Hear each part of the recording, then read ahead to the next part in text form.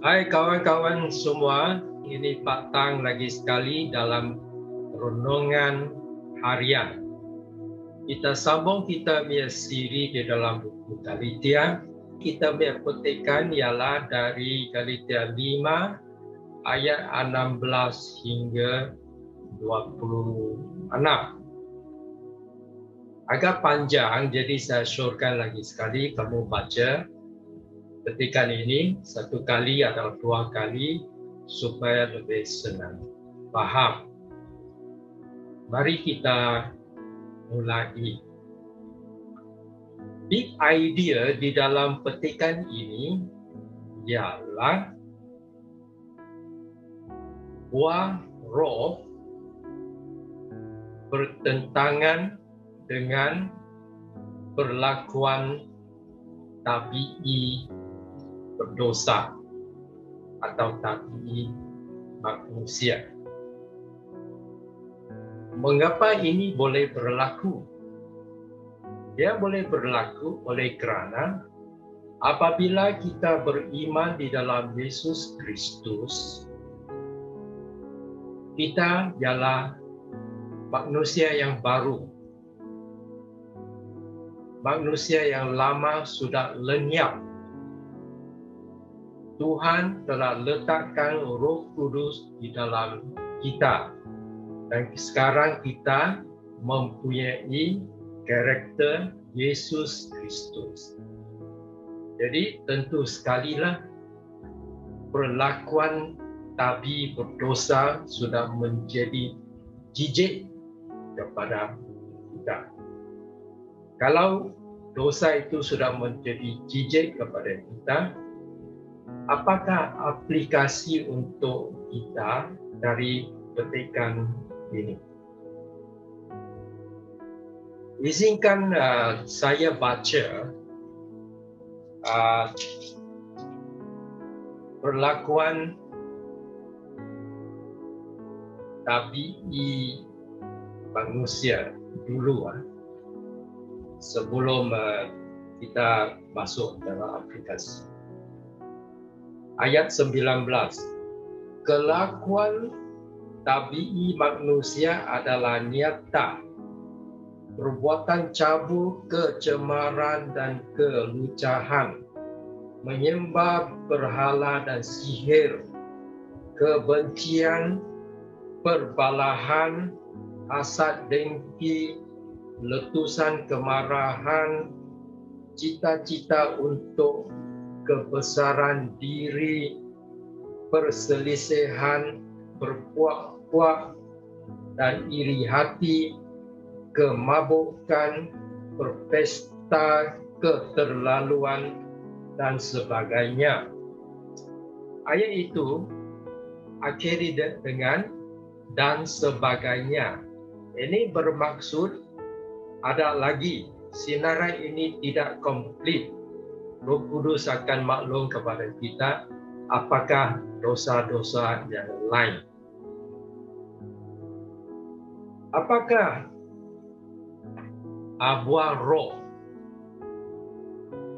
Apakah hasil daripada kerja Roh Kudus di dalam diri kita? Buah roh adalah seperti berikut: kasih, sukacita, damai sejahtera, kesabaran, kemurahan, kebaikan, kesetiaan, kelemah lembutan, dan penguasaan diri. Okey, ini dua list bertentangan. Sebenarnya dua perkara ini dia berperang satu sama lain. Jadi kalau dia bertentangan, apakah dia ada aplikasi untuk kita? Aplikasi nombor 1 ialah kalau kamu Kristian, perbuatan tabii berdosa ini tidak boleh wujud di kalangan kamu. Dosa-dosa seperti itu mesti sudah menjadi keji. Satu yang jijik kepada kamu dan tak boleh wujud di dalam kalangan kamu atau di dalam diri kamu. Banyak kali saya sudah mendengar saksi. Dulu dia orang yang pukul istri, lepas dia percaya Yesus Kristus, tidak lagi pukul istri. Dulu dia berjudi, lepas dia jadi Kristen, dia tidak berjudi lagi. Dulu dia kaki mabuk, lepas dia sudah jadi Kristen, dia tidak mabuk lagi. Dulu dia kaki pornografi, jadi Kristen, tak ada lagi.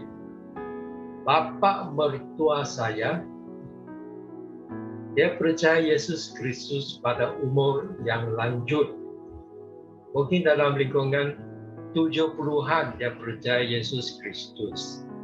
Satu hari lepas gereja, dia hisap rokok kerana dia sudah hisap rokok semenjak dia umur 18 tahun. Jadi dia tabiat merokok kuatlah. Dia gen banyak kuat. Sambil dia hisap rokok, ada kawan beritahu saya, ini tak boleh. Apabila dia tahu tentang itu, hari itu dia berhenti. Dengan serta-merta dia berhenti merokok. Inilah yang patut berlaku. Kalau kamu sudah jadi Kristen, kamu tidak boleh teruskan berdosa macam itu. Dan berpesta keterlaluan, maki, hamun, pornografi. Ini semua mesti berhenti. Ini sangat-sangat penting. Kerana saya suka baca ayat 21b untuk kita semua. Tentang ini aku berkata kepadamu, sebagaimana sudah ku katakan kepadamu dulu. Dan sambung. Paulus sambung, ini penting. Bahawa orang yang mengamalkan perkara-perkara demikian tidak akan mewarisi kerajaan Allah. Ini serius. Kalau kamu terus berdosa macam itu, kamu tidak ada bahagian di dalam kerajaan Allah. Yaitu mungkin kamu bukan Kristen. Apakah aplikasi nombor 2? Aplikasi nombor 2 ialah Roh Kudus diberi kepada kita untuk memberikan kita kuasa hidup sebagai seorang Kristen di atas muka bumi ini. Di dalam perjanjian lama, Israel gagal, tak boleh hidup suci oleh kerana mereka tidak ada kuasa. Tapi sekarang kita di dalam perjanjian baru, Roh Kudus tinggal di dalam kita untuk memberikan kita kuasa. Inilah beza antara agama lain dengan Kristen. Orang lain, dia mengikut ajaran satu pengasas yang sudah mati.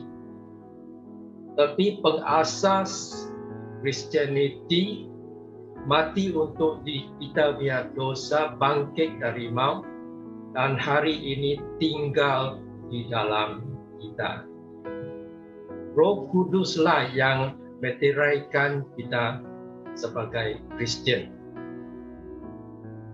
Roh Kudus meliputi kita. Jadi semua maksud yang sama.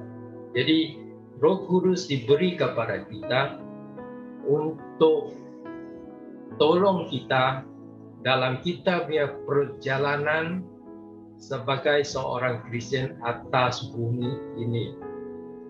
Kita punya perjalanan sebagai Kristen ialah satu proses pertumbuhan. Kita menjadi makin dewasa, makin matang sebagai seorang Kristian. Roh Kudus diberi kepada kita sebagai guru kita.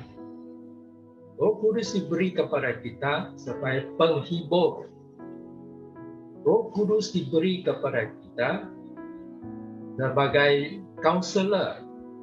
Roh Kudus diberi kepada kita untuk mengajar kita berdoa. Roh Kudus diberi kepada kita supaya kita belajar hidup dengan iman dan keberanian. Roh Kudus diberi kepada kita untuk keberanian dan kuasa bersaksi. Jadi sangat-sangat pentinglah Roh Kudus di dalam kehidupan kita. Kalau tidak ada Roh Kudus, apa yang kita buat itu semua pencapaian, perlakuan diri sendiri atas kuasa sendiri, dan kita akan gagal. Tapi kita diberi Roh Kudus supaya kita bertumbuh di dalam Kristus. Atas muka bumi ini kita belum jadi sempurna. Kita masih ada dosa. Sebab itu kita perlu Roh Kudus. Kita punya dosa banyak sekarang ialah dosa tidak buat, sins of omission. Patut kita memberi lebih, tapi kita tertegur. Patut kita pergi tolong, tetapi kita tidak tolong. Patut kita baca kitab, tetapi kita malas baca Alkitab. Inilah dosa-dosa kita baca ini banyak sekarang.